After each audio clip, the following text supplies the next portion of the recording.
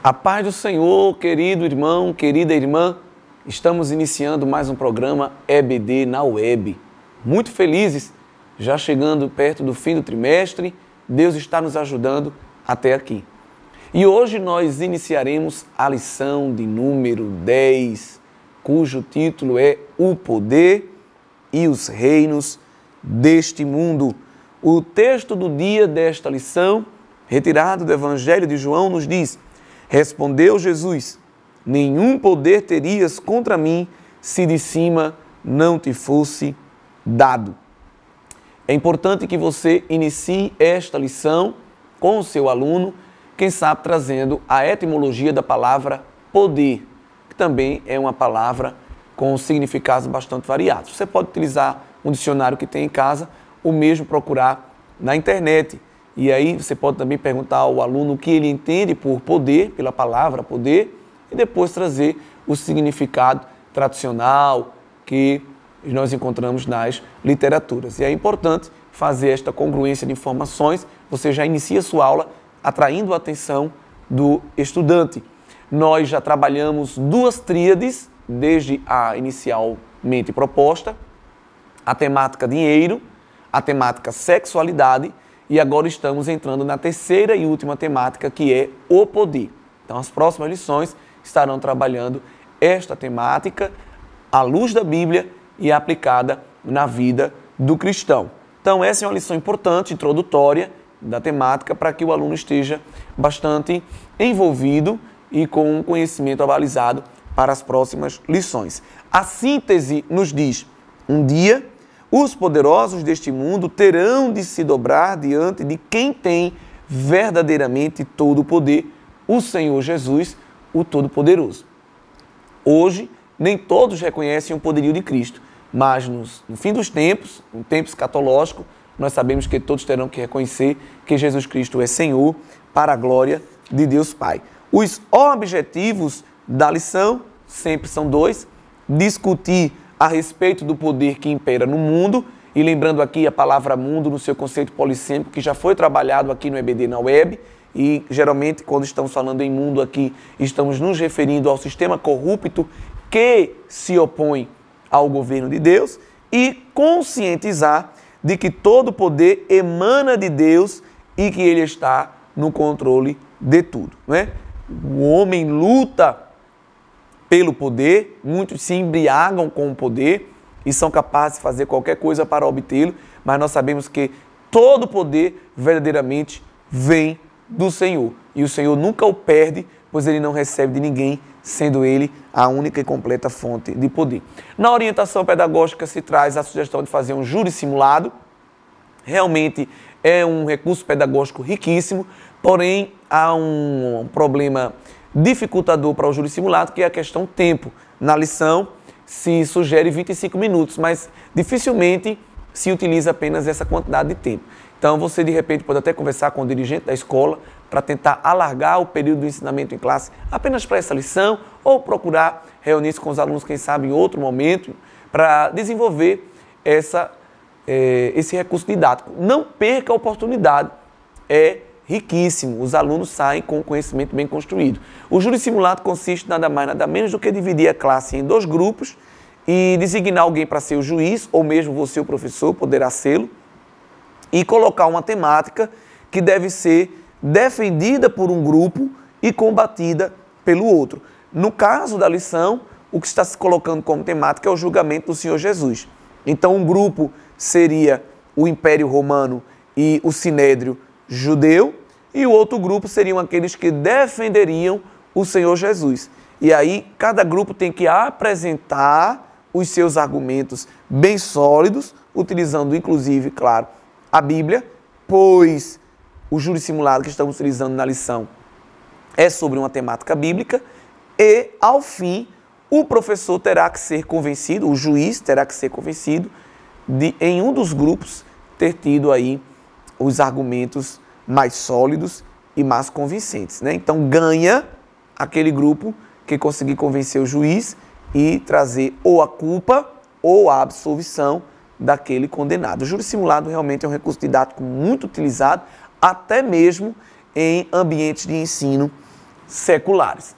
Falando de poder, a introdução da lição nos diz que uns consideram ele um mal que destrói a sociedade, não é? E ele, infelizmente, é um mal necessário e inevitável, pois relações de poder se dão todos os dias em todas as instâncias da sociedade, e outros vão considerar ele como um bem a ser preservado para a justiça, pois o poder equilibra o senso de justiça, pois alguém vai ter a capacidade de dizer se algo está certo ou errado, né? Então essa já é uma discussão também inicial, perguntando aos alunos o que eles acham do poder, se o poder é necessário, se o poder é maléfico, se o poder é benéfico, e aí você já pode, obviamente, começar a dar a sua aula. Não queremos ser redundantes, sabemos que os professores têm lido as suas lições, a lição está riquíssima, tem informações muito proveitosas, você não deve se prender somente a ela, mas procurar outros recursos. Nós queríamos trazer aqui apenas algumas informações para endossar o seu ensinamento em classe. A primeira informação que nós queríamos refletir com os professores é acerca da tentação do Senhor Jesus no deserto. E aí você encontra essa informação lá no Evangelho de Mateus, no capítulo de número 4, e nós vamos ver que a tentação do Senhor Jesus por Satanás no deserto é uma grande ironia na terceira proposta que o diabo faz ao Senhor. Evangelho de Mateus, capítulo 4, versículos 8 e 9. Novamente, o transportou o diabo a um monte muito alto e mostrou-lhe todos os reinos do mundo e a glória deles. E disse-lhe, tudo isto te darei se prostrado me adorares. O diabo tinha feito já duas propostas ao Senhor Jesus, perdeu, pois o Senhor venceu o inimigo pela palavra, e agora ele faz o jogo do tudo ou nada. Ele coloca à frente do Senhor uma proposta aparentemente irrecusável. Olha, darei todo o poder e toda a glória do mundo se me adorares prostrado. Sabemos que o Senhor Jesus vai vencer essa terceira tentação também utilizando o poder da palavra, mostrando que a adoração deve ser dada somente a Deus Pai.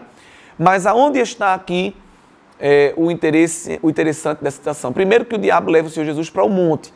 E na tradição judaica, monte tem um significado muito expressivo, né? Foi no Monte Carmelo, onde Elias recebeu a resposta na forma de fogo do Senhor, da sua adoração, mostrando que ele era o verdadeiro Deus diante dos profetas de Baal e de Azera.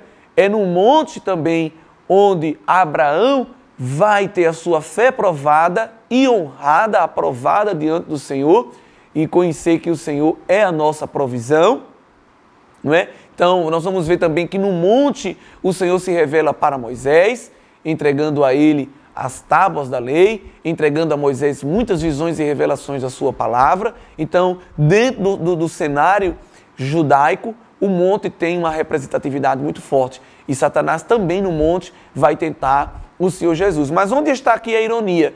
Porque o diabo está prometendo a dar ao Senhor uma coisa que ele não tem. O poder de todo mundo, a glória de todo mundo está na mão de Deus e não do diabo. E aí você vê como muitas vezes o inimigo nos tenta prometendo coisas que ele não pode dar. Lembra lá do Jardim do Éden, quando ele tentou Eva? Ele disse que Deus não queria que Adão e Eva comessem do fruto da árvore proibida, pois eles iam ficar igual a Deus. E Deus não queria que eles ficassem igual. Completa mentira. Até o Senhor também vai usar de forma irônica quando encontra-se com o homem, com Eva, dizendo, olha aí o homem, ele se tornou um de nós. Claro que o homem não se tornou igual a Deus. O homem não se tornou divino depois de pecar. Ali era uma forma irônica do Senhor mostrar que o homem foi enganado pela serpente. Nada que o diabo nos oferece, nós podemos ter como verdadeiro, pois ele é o pai da mentira. Ele barganha com a mentira para enganar as pessoas e tentar derrubá-las na tentação. E na verdade nós vamos ver que o Senhor Jesus foi aprovado por Deus e honrado após todo o seu sofrimento, lá no Evangelho de Mateus, ainda no mesmo livro, capítulo 28, nós vamos ver que o Senhor Jesus vai dizer uma linda frase no versículo 18 aos discípulos. E chegando-se Jesus, falou-lhes dizendo, é-me dado todo o poder no céu e na terra. Então, aquele que foi tentado pelo inimigo para receber todo o poder, se prostrado o adorasse, mostra aqui que de fato recebeu de Deus e não do inimigo todo o poder, não só dos reinos desta terra, mas também no céu e para todo sempre, para toda a eternidade. Glória a Deus. Então vale a pena você chamar a atenção deste ponto da lição com os seus alunos, trazendo uma aplicação, obviamente, para o nosso dia a dia, que não vale a pena ceder às agitações do inimigo, pois no final sempre estaremos em prejuízo, pois é do Senhor que realmente vem toda boa dádiva e todo dom perfeito. O segundo ponto da lição que nós queremos destacar aqui é acerca do julgamento do Senhor Jesus por Pôncio Pilatos, não é?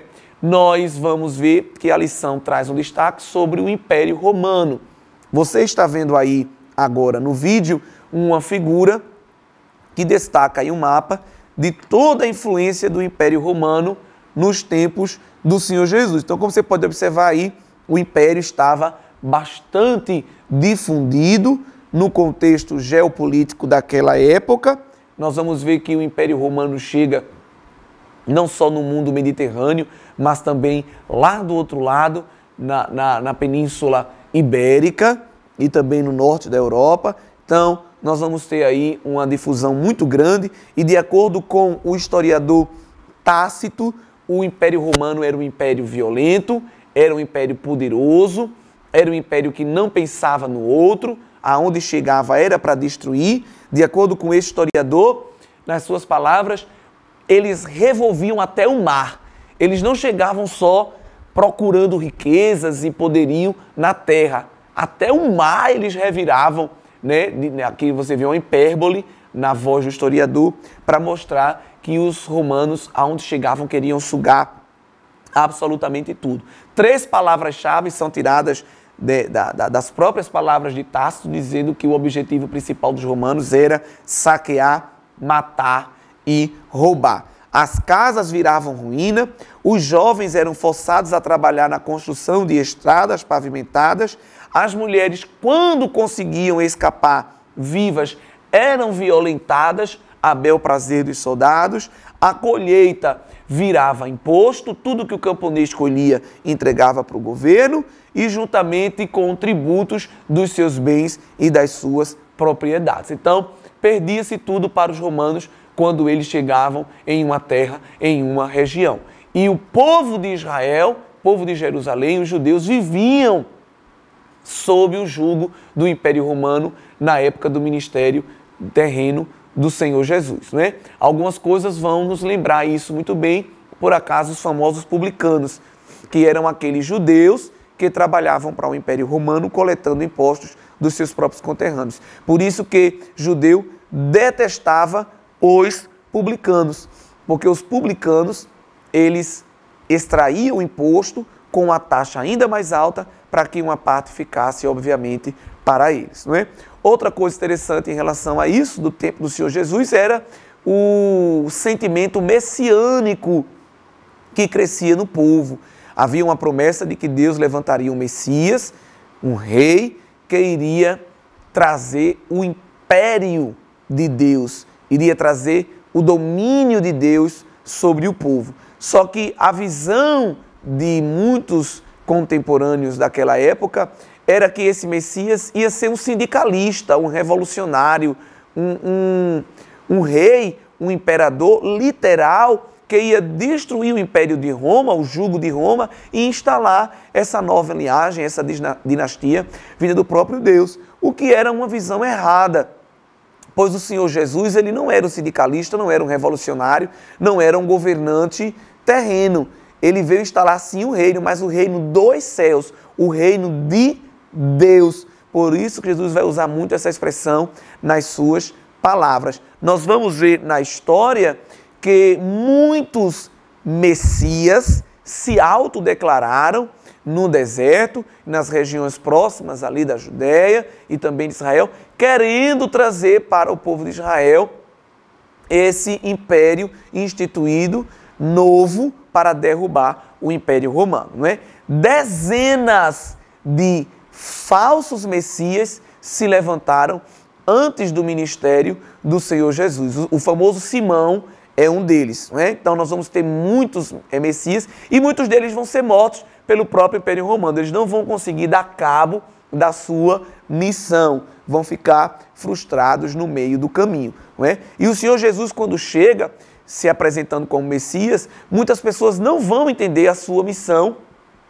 espiritual. O próprio João Batista, que tinha uma vertente muito política, uma vertente de querer logo essa revolução, essa destruição do Império Romano, ele vai ficar um pouco frustrado, pensando que Jesus ia ser esse Messias revolucionário, e vai mandar os seus discípulos, aqueles que trabalhavam diretamente com ele, se encontrar com Jesus e perguntar: olha, tu és mesmo o Messias? E se tu és, quando é que vai começar o quebra-quebra, as revoluções? Quando é que vai começar aí o movimento sindicalista? E Jesus vai dar uma resposta espiritual para os discípulos de João Batista, diz assim: olha, volta lá para João e diz a ele que a revolução já começou, que o império já está se instituindo e que o reino é chegado. Como? Diz a ele que o reino é chegado porque os cegos estão vindo, os surdos estão ouvindo, os paralíticos estão andando, mortos estão ressuscitando e aos pobres está sendo anunciado o Evangelho de Deus. Então Jesus estava mostrando que a sua missão era sim de implantar um reino, mas um reino espiritual, um reino que vinha da parte de Deus. Então é importante você, professor, chamar a atenção para todos esses detalhes que estão na lição, incutidos, e abrir o cenário político e social que estava instituído nos dias do Senhor Jesus. O Evangelho de Lucas, capítulo 19 e o versículo 10, o Senhor Jesus diz que o Filho do Homem veio buscar e salvar o que se havia perdido. Então a sua missão era espiritual e não simplesmente uma missão política de retirar o jugo do Império Romano sobre o povo de Israel. Então são algumas informações que nós queríamos trazer para que os irmãos pudessem entender um pouco o que estava dentro do contexto sociopolítico do ministério do Senhor Jesus. Outras informações interessantes é com relação ao seu julgamento sob Pôncio Pilatos. Eu trago como indicação esse livro para vocês, um livro muito bom chamado Jesus, a Biografia. É de um autor francês, é um livro que não é devocional, é um livro que é bem acadêmico e ele traz o pano de fundo do contexto geográfico, político e cultural da época do ministério terreno do Senhor Jesus. Desde quando ele começa o seu ministério, né, ali em Nazaré, Cafarnaum, na Galileia, até a sua morte e ressurreição. Então, os 3 anos de vida do Senhor Jesus estão bem discorridos aprofundadamente aqui nesse livro, com informações bem preciosas. E tem 3 capítulos inteiros apenas sobre o julgamento do Senhor Jesus. Então, é um livro muito interessante do autor Jean-Christian Petitfil, um autor francês, e você pode até utilizá-lo para endossar suas aulas quando for um assunto relacionado ao ministério terreno do Senhor Jesus, tá certo? E aí nós vamos ver que o julgamento do Senhor Jesus, ele tinha muitas coisas ali incutidas, muitas realidades implícitas, e que quando nós lemos a Bíblia, nós devemos estar atentos para poder entendê-los. Jesus, ele estava sendo julgado por um crime que era duplo. Por quê? Porque o Senhor Jesus estava sendo acusado pelo Sinédrio. O Sinédrio, ele tinha autoridade política e autoridade religiosa.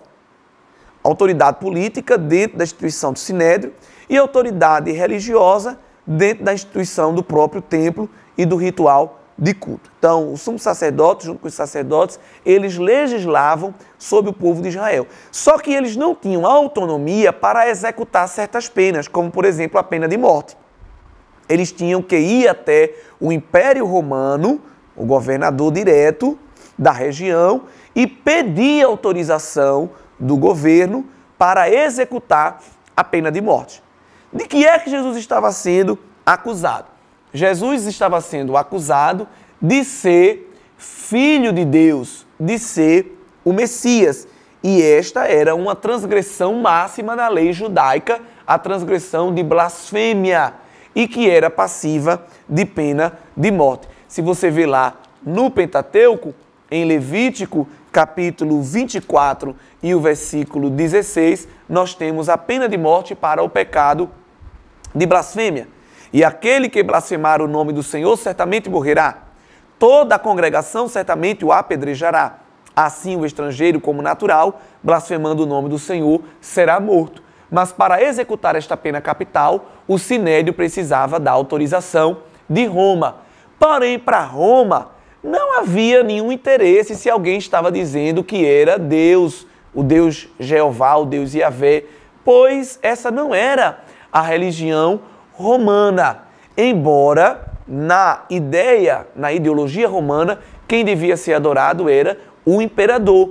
Não é à toa, por exemplo, que César, de acordo com a lição, vai receber variados títulos e títulos divinos, como divino, filho de Deus, Deus, Deus de Deus, Senhor, Redentor, Libertador e mesmo Salvador do mundo. O que os judeus vão fazer do Sinédrio?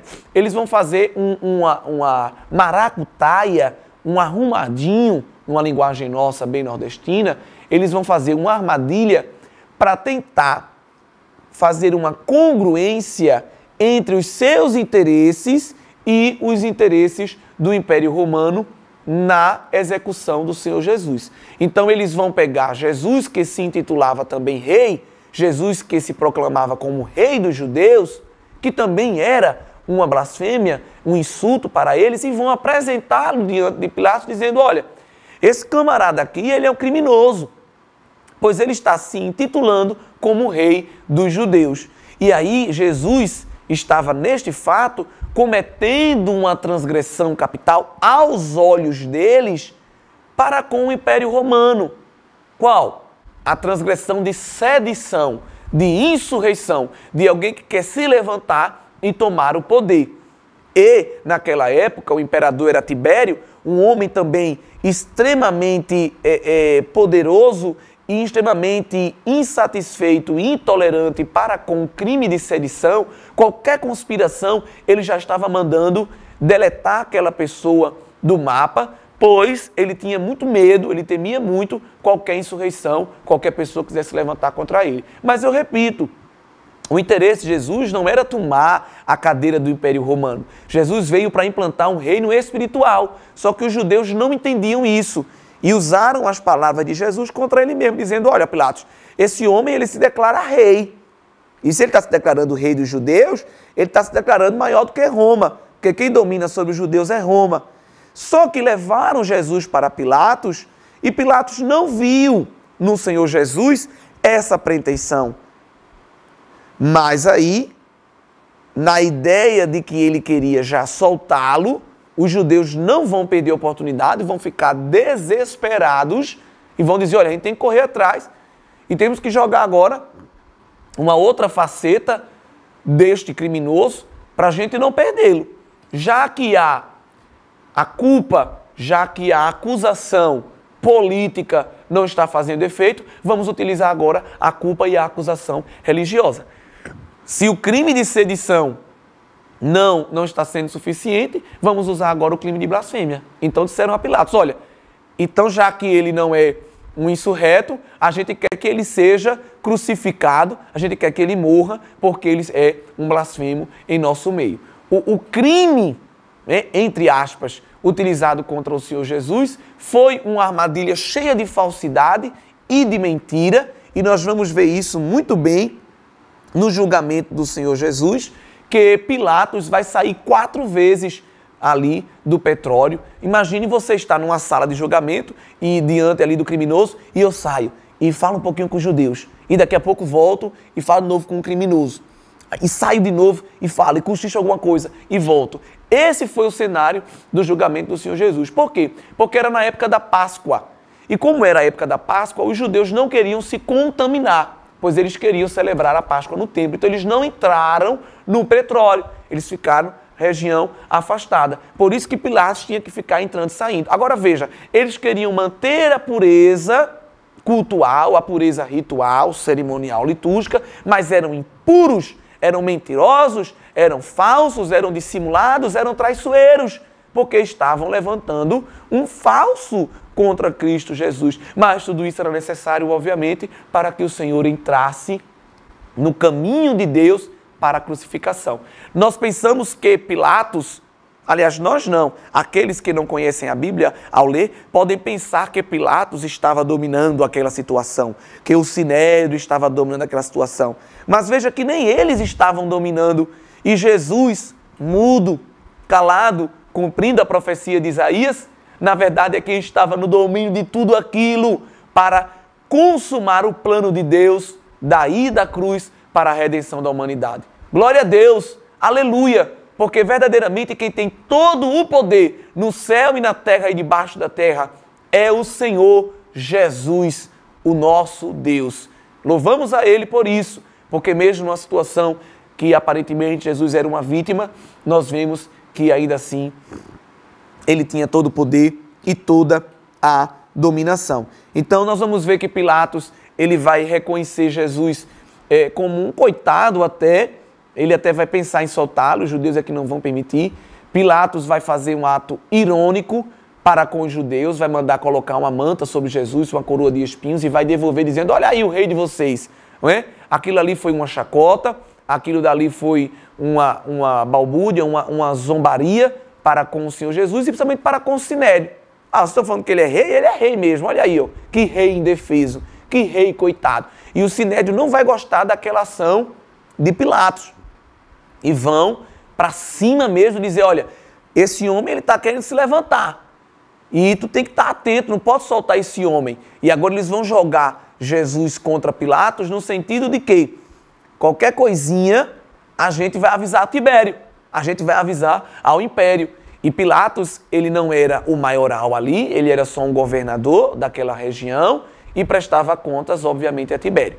E se chegasse aos ouvidos do imperador qualquer conversinha de conspiração que passou pela mão de Pilatos e ele não resolveu, obviamente a cabeça que iria rolar ali seria a de Pilatos. Então Pilatos ficou numa cruzeta, ficou entre a cruz e a espada, queria soltar Jesus, mas não podia, pois depois ele podia ser incriminado de estar acobertando aí um conspirador. É por isso que ele vai ter que passar à frente o julgamento de Jesus e vai ter que satisfazer os desejos do Sinédrio. Então, tudo isso, todo esse jogo de poder estava envolvido no julgamento do Senhor Jesus. O poder de Pilatos, o poder de Tibério, o poder do Sinédrio e o poder do nosso Deus também estava envolvido ali. Irmãos? Então veja como em uma breve cena, tanto jogo de poder está envolvido, assim também como no nosso dia a dia, assim também como nas nossas relações pessoais. Então é importante estar atento a tudo isso. Mas por que o Sinédrio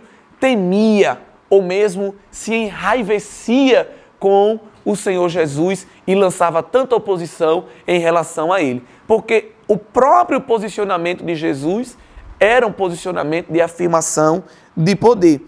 Né? Jesus ele vai sempre se posicionar com messianidade em relação à sua origem, vindo da glória, vindo do céu, suas pretensões de estabelecer o reino de Deus, sua posição em relação ao sábado, mostrando-se superior, e também a sua divindade. É isso tudo que vai mexer com os judeus, com os sacerdotes, com o Sinédrio, e que vai fazer querer eles deletarem o Senhor Jesus, pois eles se sentiam completamente e continuamente ameaçados. Você vai ver lá no Evangelho de João, no capítulo 7, e você vai ver, melhor, no capítulo 8, você vai ver alguns versículos que vão mostrar o porquê eles se enraiveciam com isso. Versículo 52, João 8. Disseram-lhe, pois, os judeus, agora conhecemos que tens demônio. Morreu Abraão e os profetas, e tu dizes, se alguém guardar a minha palavra, nunca provará a morte. És tu maior do que Abraão, nosso pai, que morreu? E também os profetas morreram? Quem te fazes tu ser? Jesus se declarava maior que Abraão, que os profetas, e isso os judeus não suportavam. Versículo 57. Disseram-lhe, pois, os judeus, ainda não tens 50 anos e viste Abraão? Disse-lhe Jesus, em verdade vos digo, que antes que Abraão existisse, eu sou. Isso era uma blasfêmia para os judeus. É tanto que no versículo 59 diz que eles pegaram em pedras para atirar, mas Jesus ocultou e saiu do templo, passando pelos meios, fugindo aí do apedrejamento. Já estavam prontos ali para executar a pena de morte, porque eles viam Jesus como um blasfemo. Mas Jesus não era um blasfemo, porque simplesmente ele vinha de Deus, Ele era o próprio Deus, como está lá em João, capítulo 1, versículo 1. Então, meus amados irmãos, essas são algumas informações que você deve utilizar na sua aula para trazer um esclarecimento melhor para o seu aluno. Vejam como nos diz aqui esse ponto central da lição, que a influência e a popularidade de Jesus levou os poderosos da época a planejarem a morte do Salvador. E é interessante como tem muitas pessoas que usam a sua influência e o seu poder apenas para praticar o mal. Anás e Caifás, por exemplo, utilizaram a sua influência para com o Império Romano para praticar o mal, para destruir Jesus, embora não conseguiram, pois tudo isso fazia parte do plano de salvação e era um encaminhamento apenas para que Deus revelasse a sua glória através do sacrifício de Cristo. Que nós fujamos dessa sede pelo poder, que nós fujamos dessa embriaguez para ser poderosos e que, se formos realmente pessoas investidas de poder aqui na terra, seja no trabalho, seja na igreja, nas instituições eclesiásticas, que utilizemos o poder para abençoar outras vidas, para fazê-las crescer, para fazerem serem beneficiadas e também para combater o mal, a injustiça e a opressão. Nunca para utilizar esse poder de forma sorrateira e destruir pessoas a fim de que os nossos prazeres, os nossos interesses sejam sempre satisfeitos em detrimento do outro. Amém? Essa lição, ela traz esse pano de fundo como poder, como tema introdutório do poder e não deve ser deixado nada de lado, pois é uma lição riquíssima e traz para nós uma ideia de um pano de fundo de que Jesus aparentemente era uma vítima, mas que ali na verdade estava se cumprindo o poder maior de Deus Pai na vida do Senhor. Que Deus abençoe a todos nós em mais uma lição, em nome de Jesus. A leitura bíblica em classe está no Evangelho de João, do capítulo 19, versículos 1 ao 10, mostrando, como nós já vimos hoje, a intensidade que se deu o julgamento do Senhor Jesus. Um julgamento injusto, mas para cumprir o plano da salvação. E no versículo de número 12, nos diz: desde então, Pilatos procurava soltá-lo, mas os judeus gritavam, dizendo: se soltas este, não és amigo do César. Qualquer que se faz rei é contra César ou se opõe a César. Veja que manobra que o Sinédrio fez para incriminar o Senhor Jesus. Veja o perigo de se usar o poder de forma traiçoeira e injusta. É por isso que essa lição é muito importante, para que os nossos alunos saiam do ensinamento em classe conscientes de que o poder dado por Deus ao homem deve ser usado com sabedoria, deve ser usado com justiça e com equidade, pois todas as nossas obras estão sendo contadas pelo Senhor e no devido dia nós prestaremos contas. No entanto, nem o Sinédrio e nem Pilatos, com seus poderes, puderam parar, anular o poder de Deus na cruz do Calvário, revelado pela sua palavra, quando o sangue de Cristo foi derramado e nos trouxe a salvação. Aleluia! Porque o poder está e sempre estará nas mãos do Senhor, o nosso Deus. Ele que é onipotente, o todo-poderoso Deus. Encerramos mais um ensinamento com subsídios na EBD na Web, para você, professor das classes de jovens. Nós queremos também relembrar que neste domingo, dia 9 de junho, quando se estudará a lição 10, é comemorado o Dia do Pastor. Você, professor da classe de jovens, procure o seu dirigente, procure os demais componentes da classe, os demais componentes da EBD e procure, dentro do espaço da Escola Bíblica Dominical, fazer as devidas homenagens para o pastor da congregação, coordenador da área, pois são homens que foram chamados por Deus para fazer este trabalho. E eu quero deixar para a meditação do nosso pastor-presidente, pastor Roberto José dos Santos, e de todos aqueles do Santo Ministério que lhe auxiliam no pastoreio deste grande rebanho, um texto em Ezequiel capítulo 34 e versículos 23 e 24, E levantarei sobre elas um só pastor, e ele as apacentará. O meu servo Davi é que as há de apacentar. Ele lhes servirá de pastor. E eu, o Senhor, lhe serei por Deus, e o meu servo Davi será príncipe no meio delas. Eu, o Senhor, o disse. Com certeza, ser pastor envolve muitos desafios. Não é fácil pastorear o grande rebanho do Senhor aqui na terra. Mas há uma promessa também para vós, pastores, homens de Deus, que lá serão pastoreados por Cristo, o nosso Rei. Ele, o bom pastor que dá a vida pelas suas ovelhas. Que Deus abençoe o nosso pastor, que Deus abençoe o santo ministério, que com força continuem guiando essas ovelhas para entregá-las ao Senhor na eternidade. Deixamos aqui um forte abraço e continuaremos orando por vossas vidas. Deus abençoe a todos que fazem a Escola Bíblica Dominical.